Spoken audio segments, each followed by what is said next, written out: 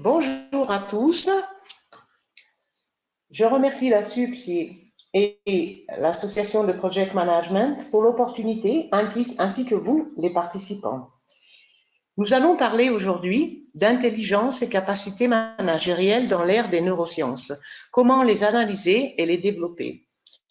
Je me présente brièvement. Je suis Catherine Bonguin, titulaire d'une petite société qui s'appelle BC+, française, 30 années d'expérience dans le management, coach expert orienté vers le coaching exécutif pour les entrepreneurs, passionnée de neurosciences et d'éthique, et collaboratrice dans le développement stratégique du projet international Time to Mind. Nous allons donc parler d'intelligence, de capacité managérielle et de neurosciences. Dans cette intervention, nous allons donc voir une mini-introduction. Nous allons réfléchir pour quelles raisons nous proposons ce thème aujourd'hui. Nous allons expliquer très brièvement ce qu'est la plasticité du cerveau, ce qu'est l'attention orientée et focalisée, dont nous avons tous besoin de plus en plus aujourd'hui. Nous allons parler des différentes formes d'intelligence, des biais mentaux, c'est-à-dire les pièges que nous pouvons créer à travers notre cerveau. Nous allons parler aussi de pour quelles raisons nous parlons d'économie comportementale et quelle est l'origine de ce terme. Nous allons ensuite affronter le thème Time to Mind. De quoi s'agit-il? Comment analyser et développer les intelligences multiples?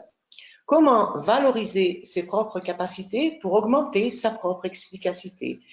Et ceci, aussi bien pour une personne, aussi bien pour une organisation, une institution, et nous verrons de quoi il s'agit. Nous verrons ensuite quelle évolution sont en cours autour de ce projet international, de façon à pouvoir informer les personnes autour d'un sujet qui est de grande actualité aujourd'hui. Donc nous verrons des pilules pour l'innovation dans le management à l'aide de l'utilisation des neurosciences, de l'économie comportementale et d'une nouvelle approche pour l'analyse des intelligences et des capacités avec le Time to Mind, ce projet dont je vous raconterai un peu de détails aujourd'hui. Il s'agit d'un concept en plein développement, décrit dans un livre « Gouverner l'entreprise avec le capital humain », écrit en italien par un auteur italien, psychologue, sociologue, auteur de plus de 25 livres autour de ce thème, et traduit en français en attente de publication auprès des éditeurs auxquels il a été déposé. Donc, pour quelles raisons nous parlons aujourd'hui de ces thèmes? Comme nous le racontent les récentes découvertes des neuroscientifiques, n'importe quelle émotion, n'importe quelle pensée, n'importe quelle image et sensation modifie l'activité de notre cerveau. On parle aussi d'épigénétique, d'influence du contexte.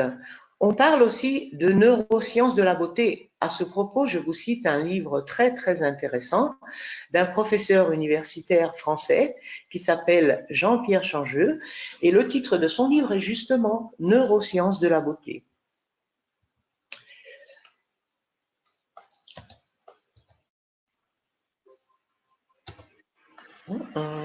La page s'est bloquée.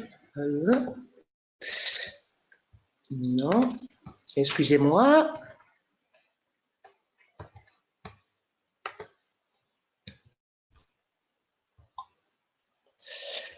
Ok, nous voilà. Excusez-moi. Donc, la contraposition, jusqu'ici présente dans les disciplines économiques et managérielles entre rationalité et émotivité, est dépassée. Ça veut dire quoi tout ça? Ça veut dire que n'importe quel événement, n'importe quelle image, contexte ou émotion a une influence sur nous, a une influence sur notre cerveau. C'est ce qui est très utilisé dans le brand imaging, dans la publicité. C'est quoi la plasticité du cerveau. Non? On dit qu'est confirmée la plasticité du cerveau à tout âge, c'est on l'utilise correctement. Non? Ça veut dire quoi? Hein? Ça veut dire que lorsque notre cerveau est focalisé, et nous verrons comment et pourquoi, autour de un thème bien précis, nous arrivons à créer dans notre cerveau tout un tas de nouvelles connexions qui nous permettent de développer notre cerveau. Et ceci à n'importe quel âge. Donc aujourd'hui, il devient de plus en plus important d'apprendre à tous les âges, car on travaille plus longtemps. On travaille aussi dans des contextes qui sont en continuelle évolution. Il s'agit aussi de se remettre en question plus fréquemment. De plus en plus de projets intergénérationnels et interculturels ont besoin de cette plasticité du cerveau. Non? Si on parle aussi du thème de la longévité, là aussi il y a des textes très intéressants publiés en France plutôt qu'autre part qui concernent ces aspects-là. Non? Et même dans le projet Time to Mind dont je vais vous parler maintenant, la collaboration se fait entre interculture et entre intergénérations. Il s'agit de personnes, d'un groupe de personnes qui collaborent entre elles, donc suisses, italiens, français, tchécoslovaques, russes, de tous les âges et de tout, de contextes culturels complètement différents et aussi de connaissances et compétences complètement différentes qui ne se critiquent pas dans la diversité, mais s'enrichissent par la diversité grâce à la complémentarité.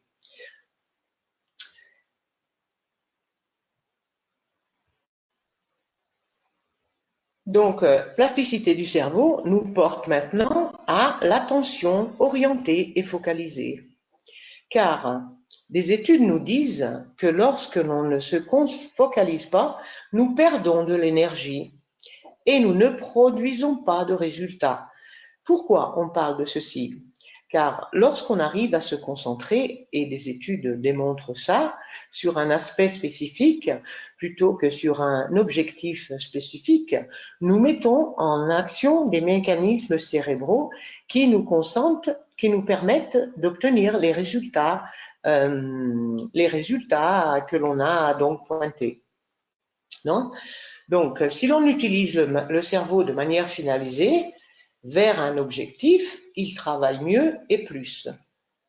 À ce propos, un autre livre très intéressant qui parle aussi des pièges mentaux plutôt que des biais mentaux est Focus de Daniel Goleman. Quelles sont maintenant les formes d'intelligence, les différentes formes d'intelligence? En plus du quotient intellectuel nommé QI, non, quotient d'intelligence qui est encore aujourd'hui très présent et très utilisé dans le monde de la sélection du personnel, par exemple, non, sont ajoutés 8 autres types d'intelligence.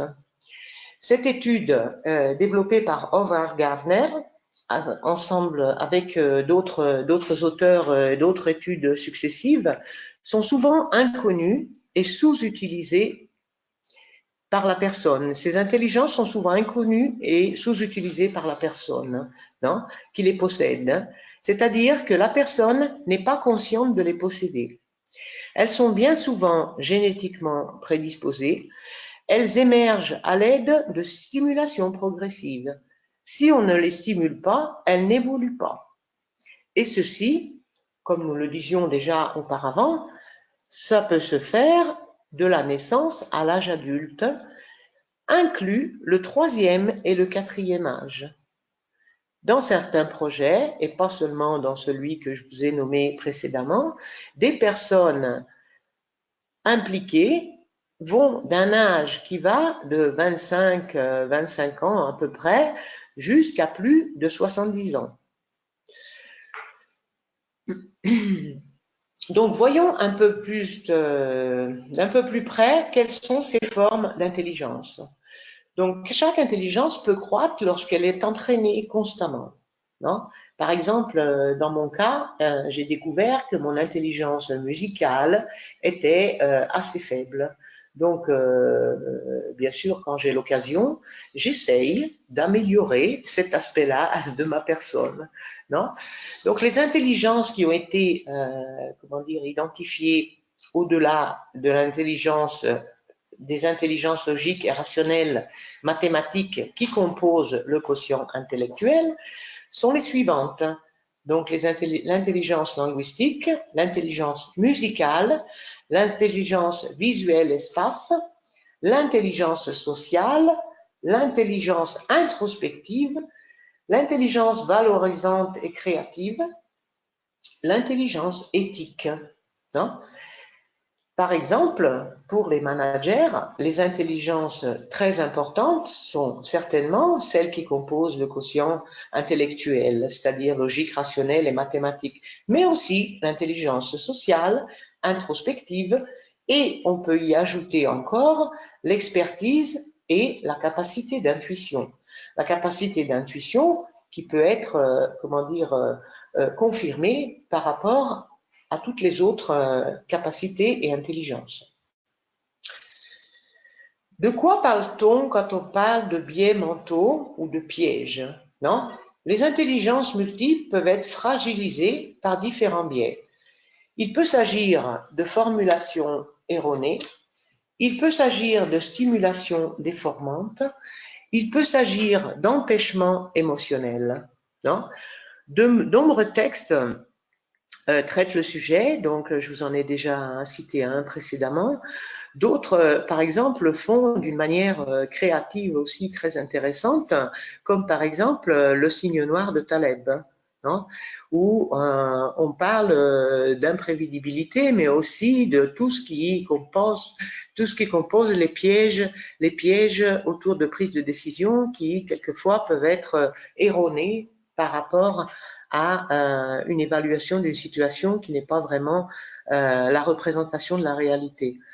Les biais sont étudiés par une matière appelée économie comportementale. À ce propos, un prix Nobel pour l'économie en 2002 a été obtenu par Daniel Kahneman et Vernon Smith. Et là aussi, un texte a été publié, là c'est un livre en français, qui s'intitule Système 1, Système 2, les deux vitesses de la pensée. Et là aussi, il y a tout un tas d'indications qui concernent les biais mentaux et les erreurs qu'on peut faire à travers ce genre de piège. Pourquoi on parle d'économie comportementale?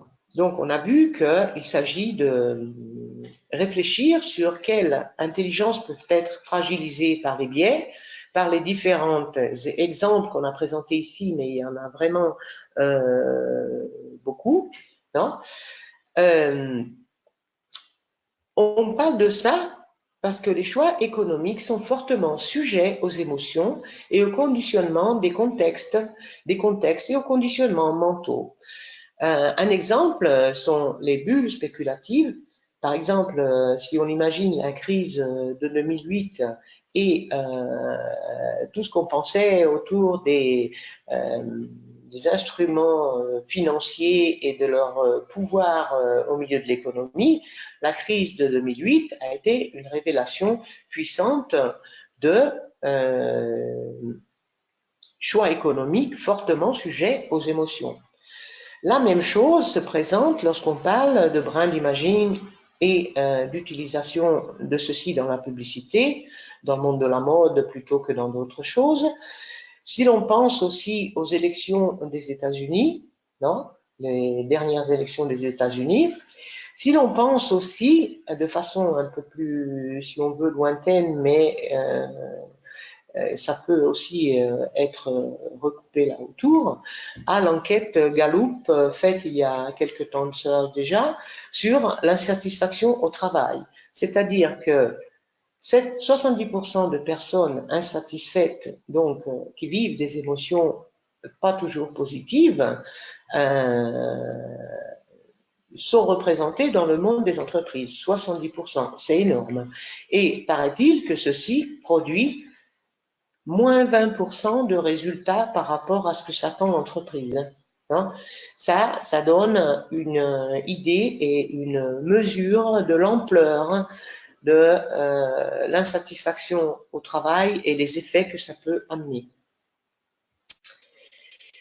Nous allons maintenant parler du time to mind et de quoi s'agit-il.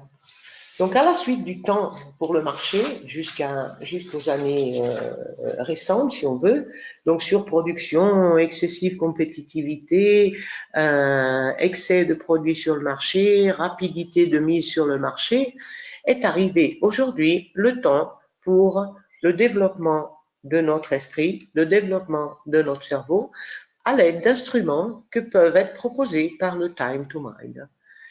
La connaissance des intelligences multiples et des biais qui sont reliés augmente la possibilité pour chacun d'entre nous d'agir de façon plus efficace. Différents outils peuvent accélérer ce processus. On a la nécessité, tous aujourd'hui, moi-même comprise, d'apprendre plus rapidement afin de pouvoir aussi suivre les changements rapides que vit notre société. Les biais peuvent limiter quoi?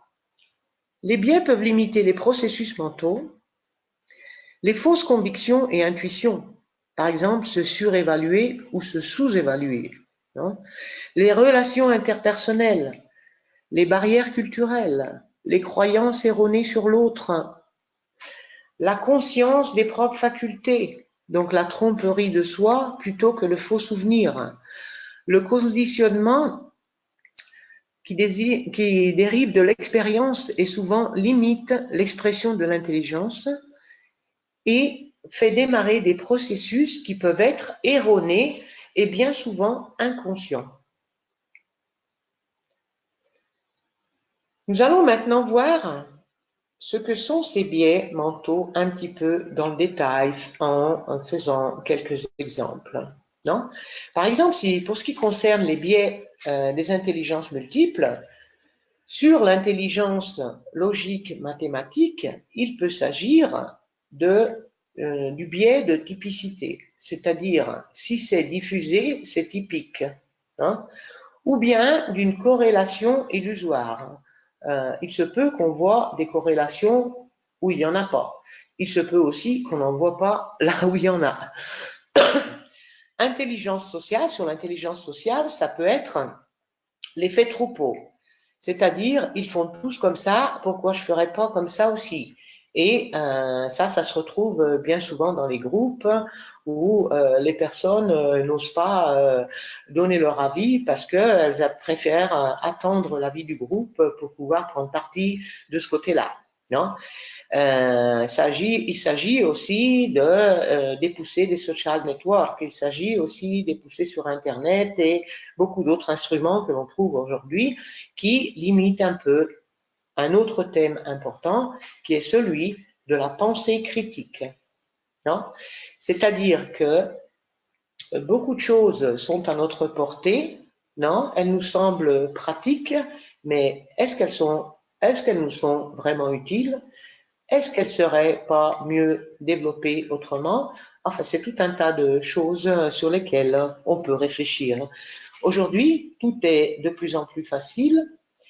Les jeunes qui ont vécu avec ces choses de plus en plus faciles ont de plus en plus de mal à avoir une pensée critique et à pouvoir la développer.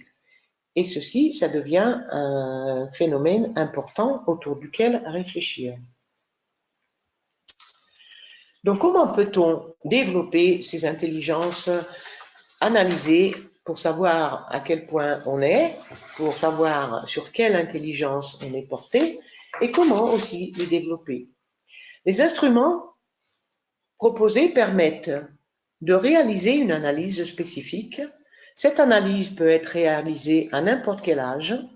C'est bien souvent une découverte pour tous, hein, même pour moi-même, ou des confirmations, c'est-à-dire que on sait d'avoir une petite tendance par rapport à ça, mais on ne sait pas vraiment à quel niveau cette tendance est marquée. Ça peut être pour des groupes, des rôles, des professions ou bien des organisations, des institutions. Ça peut être pour l'utilisation de techniques afin de limiter la tendance à tomber dans les pièges des biais, à ne pas se laisser prendre, par exemple, par les fake news plutôt qu'autre chose, non? Et des parcours de développement de ces intelligences multiples peuvent s'organiser sur une journée et demie, à l'aide de la production d'un profil qui peut être fait online ou sur papier. À la suite de ça, peut être expliqué le profil et défini un plan personnalisé sur les intelligences managérielles à améliorer, donc mise en évidence comme critique. Ça peut être aussi l'idée de développer une intelligence qu'on sait qu'on a déjà, mais qu'on veut renforcer parce qu'on veut se spécialiser sur ce thème-là, non? Et ensuite, la réalisation d'un plan personnalisé d'amélioration que la personne pourra développer en étant suivie pas à pas par un coach, par un professionnel de ce secteur ou en autonomie, en fonction de son désir et de sa volonté de perséguir ce parcours démarré. Donc, le modèle Time to Mind des intelligences multiples se réfère aux découvertes de Gardner. Il est développé sur des recherches sur le terrain et par les publications de livres, par de nombreuses publications de Giancarlo Cocco, non, et d'autres auteurs internationaux. Il comprend 10 facultés mentales ou intelligences multiples, 6 desquelles sont typiquement managérielles. Il s'agit des intelligences sociales, introspectives, logiques rationnelles, mathématiques, corporelles synesthésiques, visuelles espace, linguistiques, musicales, valorisantes et éthiques. Les intelligences valorisantes et éthiques ont été touchées par Gardner, mais elles ont été aussi mises en évidence par d'autres scientifiques dont vous voyez ici les noms, donc Butterworth, Devlin Dehaene et J.J. Ranzer. Excusez-moi, mais j'ai du mal à prononcer ce nom. Donc, comment peut-on faire pour valoriser ses propres capacités afin d'augmenter sa propre efficacité? Donc, pour être efficace, les managers ont besoin de connaissances et de capacités clés. Les capacités clés, ce sont ces capacités fondamentales que l'on appelle aussi soft skills, qui peuvent s'utiliser dans de nombreux domaines au-delà du travail et du métier que l'on fait aujourd'hui. Les connaissances sont ce bagage de connaissances techniques, bien souvent, non, qui, avec les capacités clés, représentent les compétences professionnelles, c'est-à-dire le bagage professionnel à travers lequel, donc, les connaissances nécessitent d'un moyen pour les rendre efficaces, les capacités, car seulement par la synergie entre la connaissance et les capacités que les prestations pourront être efficaces. Les capacités clés sont mises en relation pour obtenir les résultats et elles en influencent le rendement. Donc, comment faire pour pouvoir valoriser ses propres capacités et augmenter son efficacité? Donc, on peut mesurer ces capacités clés, donc sur une personne, sur un groupe, sur l'organisation, sur différentes typologies de capacités, donc spécifiques qui peuvent être celles des managers, celles des professionnels, celles des étudiants, des jeunes employés, des catégories particulières sur certains secteurs, par exemple les études d'avocats, les agences immobilières, les hôtels, les banques, les assurances, tout un tas de groupes de secteurs qui ont besoin de capacités quelquefois similaires, mais aussi bien souvent différentes en fonction du rôle qu'ont ces organisations dans la société. Et donc, peuvent être aussi développés des groupes de capacités sur des secteurs spécifiques. C'est-à-dire que, par exemple, dans les études d'avocat, il y aura tout un tas de capacités spécifiques pour le rôle de ces études d'avocat, qui ont des clients, donc ils ont besoin certainement de capacités relationnelles. Ils ont aussi, bien sûr, beaucoup à réfléchir par rapport aux situations dans lesquelles ils se trouvent, donc ils auront tout un tas de capacités sur lesquelles se concentrer pour pouvoir mieux les développer. Donc, pour comprendre, en synthèse, si dans mon contexte ou sur moi-même, il y a ce qu'il faut pour obtenir les résultats que je pointe pour moi-même et pour l'organisation dans laquelle je travaille. Donc, comment valoriser ses propres capacités, non ? On voit ici représenté dans ce tableau un schéma qui représente de façon pas vraiment rigide la partie gauche du cerveau et la partie droite du cerveau avec les capacités qui sont impliquées. Dans ce tableau sont représentées les 14 capacités analysées et proposées pour les managers.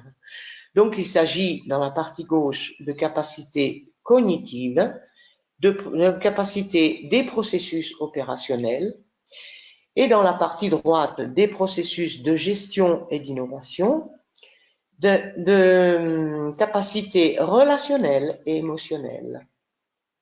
Donc, voyons-les dans le détail. Les capacités cognitives, il s'agit d'analyse, de solution des problèmes. Des processus opérationnels, il s'agit de programmation, organisation et contrôle. Pour ce qui concerne la gestion et l'innovation, il s'agit de l'orientation au résultat, de la décision et de la vision perspective. Pour ce qui concerne, et on voit qu'il y a un grand nombre de capacités relationnelles et émotionnelles, il s'agit de l'orientation à la relation, de la communication verbale, de la gestion des groupes, de la négociation, et ça on la retrouve dans la vie professionnelle comme dans la vie personnelle. Il s'agit de guide, leadership, il s'agit de gestion des conflits. Là aussi, il s'agit de comprendre pour chacune de ces capacités si dans mon contexte d'entreprise, les managers ont le niveau de capacité utile pour l'obtention des résultats que moi, entrepreneur, je m'attends.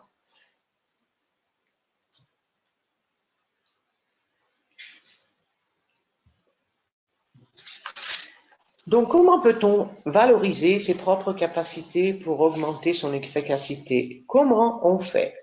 Alors, pour chaque capacité, la mesure est réalisée sur 3 moments. Pour ce qui concerne l'exemple que l'on fait ici sur l'orientation au résultat, il s'agit d'évaluer 3 moments clous de l'évaluation de la capacité, c'est-à-dire s'appliquer constamment, reconduire l'action sur son droit chemin, respecter les standards. Non ? Donc, s'appliquer constamment, il s'agit de la constance, de la persévérance. Reconduire l'action sur son droit chemin, il s'agit de trouver des solutions pour le faire. Respecter les standards, chaque entreprise en a. Et si on connaît un peu le monde des entreprises, on sait qu'il y en a de plus en plus. Il est donc possible de se soumettre aux assessments en ligne. Les assessments sont disponibles en 5 langues dans le projet international Time to Mind. D'autres évolutions sont en cours et je vous les raconterai à la fin de ce webinaire. Sur demande, il est possible d'effectuer un essai gratuit. Nous avons des démos qui peuvent être proposées sur les 14 capacités managérielles, de façon à ce que les personnes puissent essayer la bonté des instruments proposés et puissent aussi voir si ces instruments peuvent être proposés et utilisés dans le contexte de leur organisation. Il est très important que les assessments soient faits dans la propre langue, donc c'est pour ça que cette proposition est faite sur 5 langues différentes et l'orientation est sur le développement d'autres langues. Donc aujourd'hui, il y a italien, français, allemand, anglais et espagnol. Et nous verrons tout à l'heure dans quelle autre langue ces instruments seront proposés. Comment ça marche? Non? Donc, à l'aide de cet instrument d'assessment, il est possible de remplir un questionnaire en ligne. Ce questionnaire est simple, auto-explicatif et rapide et il représente des situations dans lesquelles les managers peuvent se retrouver tous les jours. Non? Et il est nécessaire de choisir entre les réponses qui sont proposées. À la suite du remplissage de ce questionnaire, donc pour les managers, vu que le paquet est de 14 capacités, la durée d'utilisation est d'environ 3 heures. Il est possible de s'arrêter après 1 heure en sauvegardant les résultats et reprendre ensuite à l'endroit où on a quitté le premier enregistrement. Les résultats se composent d'un profil auto-explicatif, c'est-à-dire avec des niveaux positifs satisfaisants ou à améliorer. L'emploi des résultats se fait à travers l'envoi aux participants. Il peut s'agir aussi d'un envoi de résultats du participant vers l'organisation si c'est le cas. Il peut s'agir aussi de faire des choix de gestion et de formation. Il est donc très important de comprendre qu'à travers ces instruments, on met en évidence le travail que l'on peut faire sur soi-même pour s'améliorer. Ceci est très important, ça l'était déjà hier, ça le devient de plus en plus aujourd'hui dans le monde du travail en pleine évolution, dans le monde des organisations où il y a de plus en plus des transformations. Donc, comment on fait? Je viens de vous l'expliquer assez rapidement. La mesure des capacités fait donc recours à une échelle qui s'exprime en termes chromatiques, c'est-à-dire les couleurs, non? Bleu, vert, orange. En termes sémantiques, c'est-à-dire positif, adéquat, à améliorer. La possession d'une capacité est un concept qualitatif et quantitatif qui s'origine du rapport qui existe entre la révélation du comportement mis en action et la fréquence avec laquelle il s'est manifesté. C'est-à-dire qu'autour de ça, il y a des analyses aussi statistiques sur les évaluations. Donc, à qui ceci peut être utile, non? Quand est-il utile de valoriser ses propres capacités? Ça peut être pour réaliser des confrontations entre différents candidats pour un emploi, donc tout le monde des AKR. Ça peut être utilisé avant et après une formation spécifique, afin d'en vérifier les résultats. Ça peut être pour auto-analyse d'une personne dans le but de s'améliorer. Ça peut être pour évaluer un groupe dans un département, dans une organisation, une institution. Ça peut être pour gérer des processus de restructuration, de succession et de transformation. Ça peut être aussi très utile aux parents de jeunes dont le difficile dans le difficile accompagnement de l'orientation de ses propres enfants. Ça peut être aussi pour les entrepreneurs qui ont à choisir entre leurs enfants pour identifier celui qui pourrait être le plus adapté au développement de l'entreprise dans le futur. Hein? C'est tout un tas de questions auxquelles, aujourd'hui, sans avoir des instruments à disposition, il est difficile de répondre. Il s'agit, en synthèse, d'une opportunité pour mieux travailler, et elle peut s'appliquer à tous, à n'importe quel âge.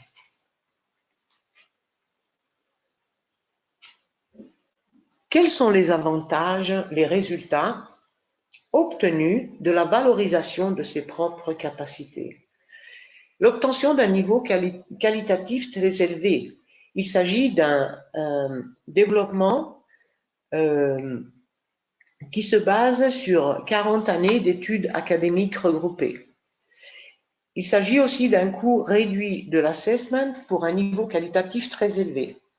Il s'agit de la flexibilité linguistique d'un outil, d'un support efficace aux sessions traditionnelles d'assessment qui demandent beaucoup plus de temps, la confidentialité des données pour l'utilisateur, l'adaptabilité de l'outil aux nécessités de l'entreprise, aux différents rôles, secteurs, au travers de groupes de capacités qui peuvent être construits en fonction des nécessités des organisations.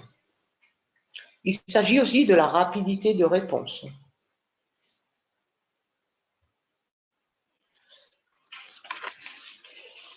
Pour ce qui concerne les jeunes, pour ce qui concerne les jeunes, un assessment plus simple, bien sûr, est destiné aux jeunes. Il permet de vérifier le niveau d'expression de cette capacité clé dans le monde du travail.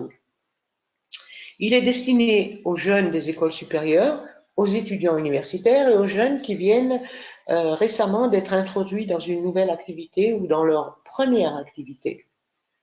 Il s'agit donc des capacités cognitives de solution des problèmes. Il s'agit de capacités des processus opérationnels, savoir s'organiser. Il s'agit de capacités de gestion et d'innovation, orientation aux résultats. Il s'agit de capacités relationnelles et émotionnelles, communication verbale, travailler en groupe, négociation et gestion des conflits. Les assessments pour les jeunes ont des questions qui sont plus simples et qui sont donc plus à la portée de jeunes qui ont moins d'expérience de travail. Cet instrument peut être accompagné, il est même conseillé d'accompagner, à travers l'utilisation de l'analyse des intelligences multiples, qu'on a expliqué précédemment, et l'analyse d'un instrument, l'analyse de son propre style d'apprentissage, qui est un instrument complémentaire qui permet de voir quel style la personne a dans son apprentissage. Il se peut qu'une personne puisse apprendre d'une façon complètement différente qu'une autre. Moi, personnellement, j'étudie, je mets en pratique et j'ai découvert en faisant ce type d'analyse que ça se reflète de façon plus vaste sur beaucoup d'autres choses.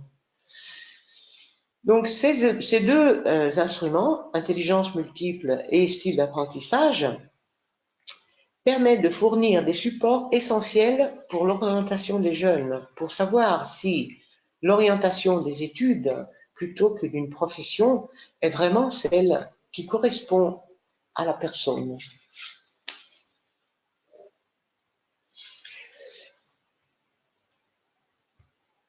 Nous venons donc de parler des jeunes, non? La personne en reconversion de son futur, c'est-à-dire la personne qui se trouve aujourd'hui sans travail ou même qui décide de changer de travail, non? De quoi a-t-elle besoin? De l'analyse de ses propres intelligences pour les motifs que nous avons expliqués, où je suis plus orienté. Il se peut que j'ai travaillé pendant 20 ans sur une certaine activité et qu'aujourd'hui je ne m'y retrouve plus. Il peut être accompagné aussi de l'utilisation de l'instrument, de l'analyse du style d'apprentissage. Ces outils combinés sont utiles pour reprogrammer son propre futur professionnel, pour la recherche d'un nouveau travail ou pour un changement de rôle. Il peut s'agir aussi d'un transfert de rôle à l'intérieur d'une organisation. Il peut s'agir aussi de personnes qui veulent vérifier dans quel domaine d'activité elles sont plus portées pour individuellement développer un parcours de reconversion.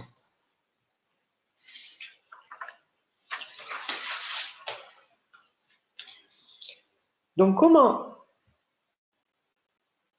valoriser ses propres capacités quand on est un professionnel, hein?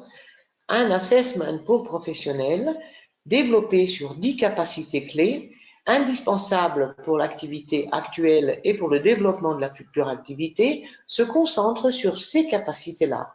Donc, cognitive, analyse, solution des problèmes, processus opérationnel, organisation, contrôle, détermination, hein, de gestion et d'innovation, flexibilité, et on voit là des choses que on n'a pas retrouvées dans les managers, relationnel et émotionnel, aptitude à la relation, communication verbale, travailler en groupe, gestion des conflits. Ce modèle peut être aussi développé sur un secteur spécifique. Il peut s'agir de professionnels d'un certain secteur qui ont besoin aussi de capacités complémentaires par rapport à celles qui sont présentées ici.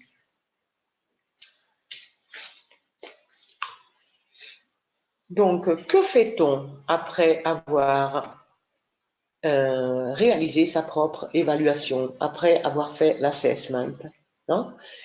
Peut émerger la nécessité ou le désir d'augmenter l'expression d'une des capacités contenues dans le profil. Hein? Les mots sont forts, hein, parce qu'on parle de volonté, on parle d'auto-responsabilité, c'est-à-dire de responsabilité envers soi-même. Hein? Normalement, le choix s'oriente sur une des capacités améliorées, mais il peut s'agir aussi de la volonté d'améliorer des capacités qui sont déjà bien développées pour se spécialiser sur certaines choses. Donc, un parcours pour permettre un processus efficace d'auto-amélioration peut être utilisé. Celui-ci sur une période raisonnable de temps, une implication limitée, mais qui assurera une continuité. Là aussi, quand on parle de continuité, on parle aussi d'autodiscipline et de persévérance. Donc, cette continuité peut assurer une réelle et mesurable amélioration. Ceci veut dire, et voilà où on en vient maintenant, mettre en pratique la formule gagnante du time to mind, c'est-à-dire apprendre plus rapidement, continuellement. Donc, quel effet? On voit ici que cet escalier représente les tentatives qui sont faites, non? C'est-à-dire à la suite de répétitions de plusieurs tentatives, on voit une amélioration. Et cette amélioration, lorsque la persévérance, la discipline et la continuité nous portent à aller de l'avant sur les marches de notre escalier, non, on arrive à mettre en évidence une amélioration évidente.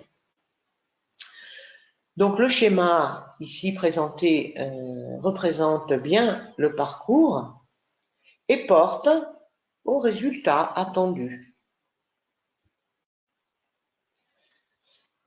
Donc un plan efficace d'auto-amélioration concentré sur une capacité se développe de cette façon-là. Donc des outils peuvent être proposés en autonomie, peut être proposé de l'auto-coaching, peut être proposé du coaching ou de la formation à distance et en présence.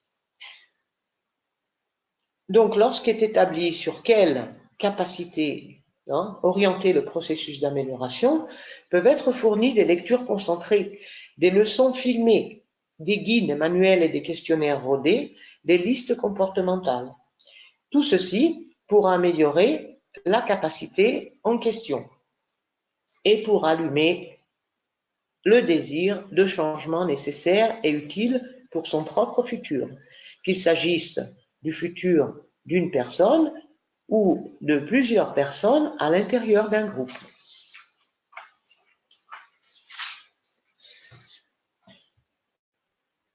Donc tout le système Time to Mind et l'expression Time to Mind se caractérisent pour être online et pour la fourniture automatique d'un profil.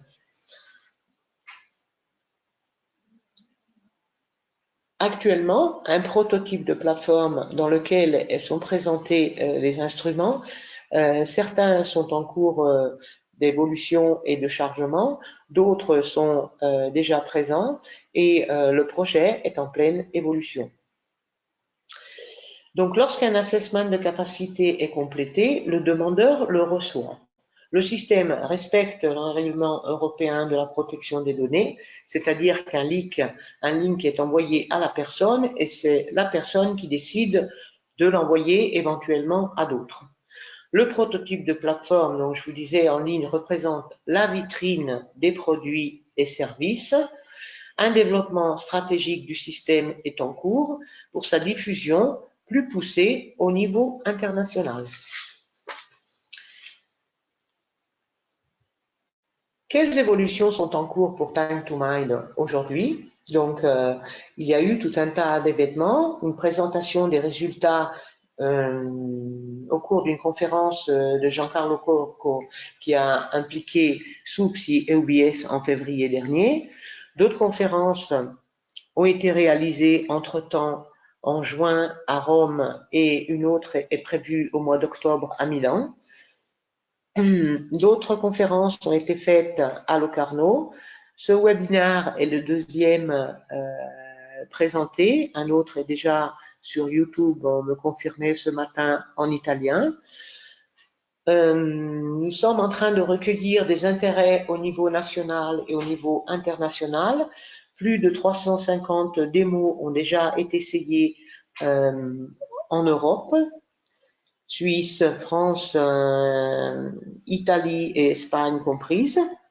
L'évolution sur les langues en cours, nous nous orientons aux Russes, aux Tchécoslovaques qui sont pratiquement des langues qui sont déjà disponibles. Pour ce qui concerne les autres langues sur lesquelles nous voudrions avancer, il s'agit de l'arabe et du roumain pour le moment. Le prototype de plateforme Time to Mind en ligne est en 5 langues. Nous avons aussi créé un groupe LinkedIn dans lequel aujourd'hui il y a à peu près 110 personnes inscrites. Nous travaillons continuellement sur les outils proposés.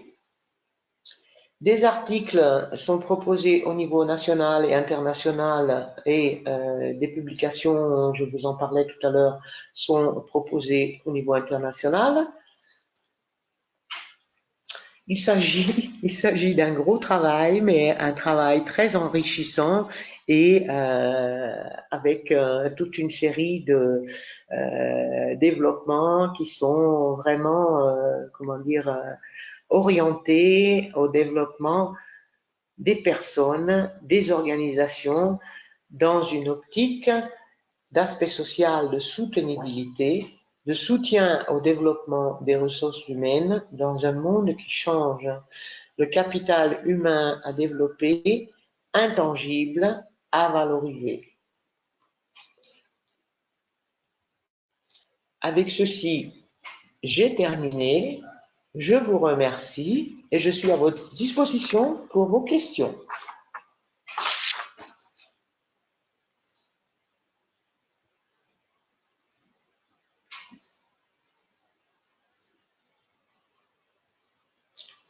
Y a-t-il des questions?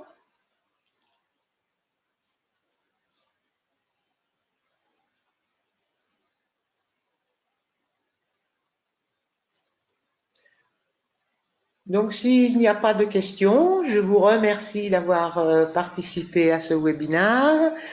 Je remercie Antonio qui m'a mis en relation ce matin et je vous souhaite à tous une excellente journée. Au revoir.